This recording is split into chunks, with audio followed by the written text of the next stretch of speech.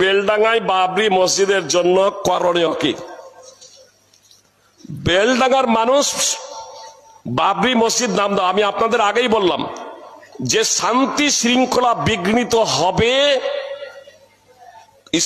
শান্তি শৃঙ্খলা বিঘ্নিত হবে এমন যদি বিষয় যদি হয়, আর ইসলামের কোনো কিছু মাইনাস বা বিয়োজন যদি না হয়, তাহলে সেই কাজটা করা যাবে না। রাসূলুল্লাহ শব্দটা মিটিয়ে দিলেন। দেখুন, মুহাম্মদ সাল্লাল্লাহু আলাইহি সাল্লাম নিজ হাতে, জানছেন না কোথায় লেখা আছে, আলীকে বলছেন দেখিয়ে দাও, তাহলে আমাকে আমি মিটিয়ে দিই। মুহাম্মদ সাল্লাল্লাহু আলাইহি সাল্লাম মিটিয়ে দিলেন শান্তি শৃঙ্খলা বজায় রাখার লক্ষ্য এবং উদ্দেশ্যে। বুঝতে পেরেছেন? শান্তি শৃঙ্খলা যদি বাবরি না দেওয়া হয়, মসজিদ নির্মাণ করা যাবে না বেলডাঙ্গাতে? কি বলছেন?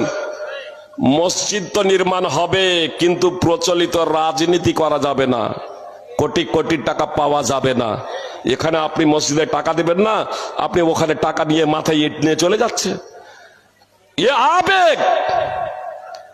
আবেগ কেউ যদি ভাবে যে সোলেডাঙ্গার মাদ্রাসা, সোলেডাঙ্গায় মসজিদ যদি আমি নির্মাণ করি, সোলেডাঙ্গার মানুষ যদি ভাবে সোলেডাঙ্গায় মসজিদ নির্মাণের প্রয়োজন আছে, এখানে জনগণ আছে, মসজিদের নির্মাণ কাজ চলছে, আর তারপরে জনগণ যদি ভাবে এই সোলেডাঙ্গার মসজিদে টাকা না দিয়ে ওই বেলডাঙ্গায় বাবরি মসজিদ তৈরি হচ্ছে, ওই মসজিদে টাকা দিলে এক নাকি বেশি পাওয়া যাবে, তাহলে এটা হবে বেদাত, পাপ। বেলডাঙ্গায় যদি মসজিদ নির্মাণের প্রয়োজন হয়, বেলডাঙ্গার মানুষ ভাববে তো আগে মসজিদ নির্মাণ করার আগে জায়গা কিনবে। জি, মসজিদ নির্মাণ করার আগে জায়গা কিনবেন না? না আমি মসজিদ নির্মাণ করব আর লোকের জায়গাতে গিয়ে ইট ফেলে দিয়ে এবার মসজিদ নির্মাণ করে দেবো, এটা চলবে? কি হচ্ছে ওখানে? জায়গা কিনা হয়েছে ওগুলো। একজন ব্যক্তি যখন আর জায়গা ঘেরতে লেগেছে, বলছে যার মসজিদ হয়তো করা হবে না, ও গাদ্দারি করলো। তোর কাছে এই জায়গা কিনে নিয়েছেন নাকি? না ও বলেছে নাকি যে আমি মসজিদ এখানে দেবো তৈরি করতে? আল্লাহ তাআলা আমাদের হেদায়েত দান করুক। সুপ্রিয় ভাই এবং বোন, আপনাদের কাছে আমার বিনীত অনুরোধ, বিশেষ করে এই সোলেডাঙ্গা এবং এই এলাকার মানুষ, আপনাদের যে শিক্ষা প্রতিষ্ঠান, এই শিক্ষা প্রতিষ্ঠানকে বাঁচিয়ে রাখার দায়িত্ব এবং কর্তব্য আপনাদের সর্বাধিকার, সর্বাগ্রে।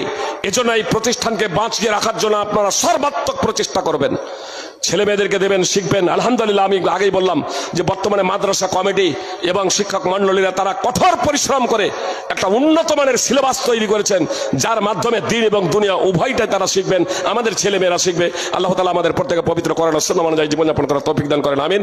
আসসালামু আলাইকুম ওয়া রাহমাতুল্লাহি ওয়া বারাকাতুহু। সুপ্রিয় ভাতৃবৃন্দ, ভগিনীগণ, মসজিদ নির্মাণ করা অবশ্যই পুণ্যের কাজ। মসজিদ নির্মাণ করবেন। আপনারা দেখলেন মুহাম্মদ সাল্লাল্লাহু আলাইহি ওয়াসাল্লাম রাসূলুল্লাহ বাক্যটাও কেটে দিয়েছেন, বাক্যটাও মিটিয়ে দিলেন মুশরিকদের প্রতিবাদের কারণে, অমুসলমানদের প্রতিবাদের কারণে, শান্তি শৃঙ্খলা বজায় রাখার লক্ষ্য এবং উদ্দেশ্যে।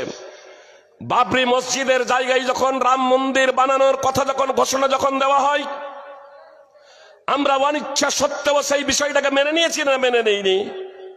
বিরহ হাইকোর্টে আর মামলা করেনি।